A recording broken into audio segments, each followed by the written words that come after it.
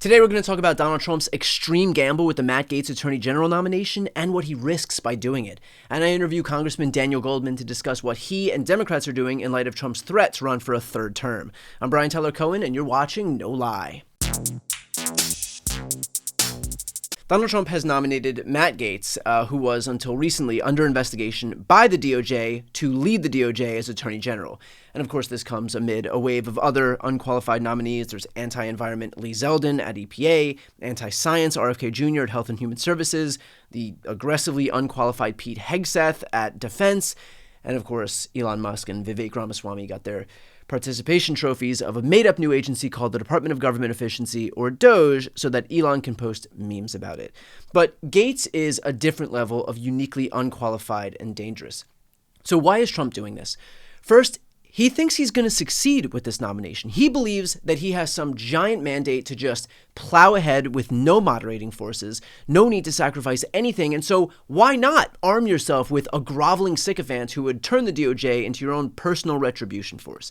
But second, the prospect of Gaetz's confirmation serves the added purpose, the added benefit of proving a larger point that Trump is trying to prove, that he wholly owns the Republican Party, that he's got this party so under his thumb, they will vote for even the least qualified nominee. And I mean that literally. The guy was just under investigation by the very agency that he's seeking to lead for alleged sex trafficking of a minor.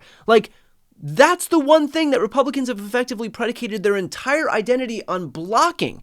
For the last decade, these people have been losing their skulls over the prospect that Democrats are trafficking kids in pizza place basements. You literally can't even log on to Twitter without seeing someone on the right, some unhinged right-winger, call a Democrat a pedophile. And yet, this is the hill they die on?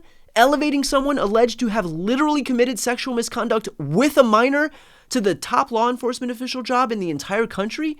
If you're wondering why I titled my book Shameless, this is why. The concept of shame isn't even a distant thought for these people. But here's where I think Trump actually jumped the shark, because in the same way that he's trying to box these Republicans in by making them vote for the literal least qualified nominee to any cabinet level position in American history, these Republicans now have the opportunity to do the exact same thing to him. If they vote down Matt Gaetz, which may certainly be possible based on a lot of the reporting that we're seeing right now, then this air of invincibility that Trump is trying to convey will be pierced the very first week of his presidency. He will have been neutered the exact moment where he's trying to show strength, which is not to say that Republicans won't still go along with him 99% of the time, because they will, but Trump derives his strength from this idea that he commands total fealty, total loyalty from his underlings, zero dissent, and he would lose that in a heartbeat, all on some stupid gamble of making this overtly corrupt congressman in charge of the country's legal apparatus. And as somebody who values democracy, that would at least to me offer some relief, knowing that even for a political party as willing to contract its own power out to Trump, that there are limits, and that when necessary, they are capable of exercising their own power. That at least gives me some hope as we enter what promises to be a tumultuous and difficult period, that there is some check on Trump's worst impulses. So I do hope that Republicans don't contract out their power to Trump. I hope they don't give him recess appointments. I hope that it's not just Susan Collins level concern and shock and disappointment, and that they actually assert the power that they were elected to wield and don't just kowtow to this guy at every turn. Against my better judgment, I do think that's what's going to happen here. And if it does, that will unequivocally be good news. And finally, just a note on how I think we can all be most effective moving forward. It has to do with what we're talking about right here. There are going to be a lot of fires to put out over the next 4 years. We're already seeing it right now with virtually all of Donald Trump's cabinet picks. But I think the onus is on us to figure out where to put our energy. So if we treat everything like a 5-alarm fire, then eventually nothing really feels like a 5-alarm fire anymore. And so I get how in a vacuum, somebody like Pete Hegseth at Defense or Lee Zeldin at the EPA would unto themselves be the worst cabinet picks in American history. The fact is that we have to pick our battles here. Trump thrives in an environment where Democrats are railing against everything, because then we're scattered and we're looking in 10 different directions and nothing actually sticks. But if we stay focused on the stuff that truly deserves it, and I would offer that Matt Gaetz as Attorney General and Tulsi Gabbard as Director of National Intelligence truly deserve it, then we'll be much more effective at stopping his worst impulses. And we'll save ourselves the frustration of feeling like the sky is falling and that we can't do anything about it. There are a few lessons that we can take from this November election, and being able to be deliberate and organized is chief among them. Here's a preview of my interview with Congressman Daniel Goldman. So we've just found out that Donald Trump had teased this idea while speaking to Republicans about the prospect of running for a third term. And this is especially timely right now because you just introduced a resolution on exactly this topic. So first off, can you explain what this resolution says? Well, the resolution is pretty simple and straightforward. It recites a number of times where Donald Trump has referenced the possibility of him staying on as president or dictator for more than 2 terms. And after FDR served 4 terms or won 4 elections, the Constitution was amended with the 22nd Amendment that made it very clear that a president shall serve 2 terms and 2 terms only. So this resolution just reaffirms that the 22nd Amendment means the 2 terms, including in the aggregate, meaning non-consecutive terms.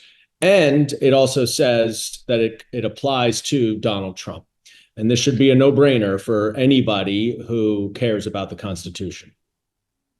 Do you anticipate that Mike Johnson will even allow this to be brought up for a vote?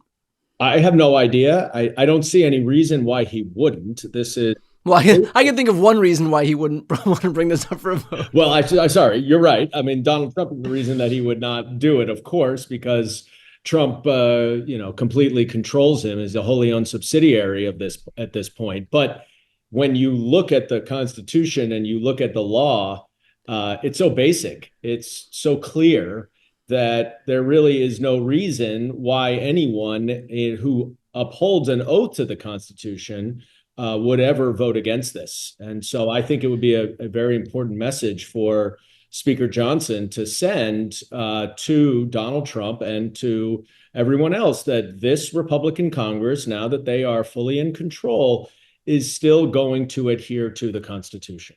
Well, the success of this resolution notwithstanding, can you, for posterity, explain what the 22nd Amendment does and whether, more importantly, there's any way for Republicans to be able to subvert it in deference to Trump? Well, I'm certainly not going to try to come up with different ways. I mean, it is, as I mentioned, pretty straightforward in that it simply says that no president is allowed to serve more than 2 terms. And obviously it was passed ratified in 1951, shortly after FDR won 4 elections in a row before he passed away. And I think there are very good reasons for it. What you hear a lot from the Republicans is some cockamamie explanation that because there were investigations and impeachments into Donald Trump in his first term, that somehow that doesn't count as a first term. So, I don't know. I would respond to them in their own vernacular that, well, that may be if that is the case, you say that he won the 2020 election, so he already had another term.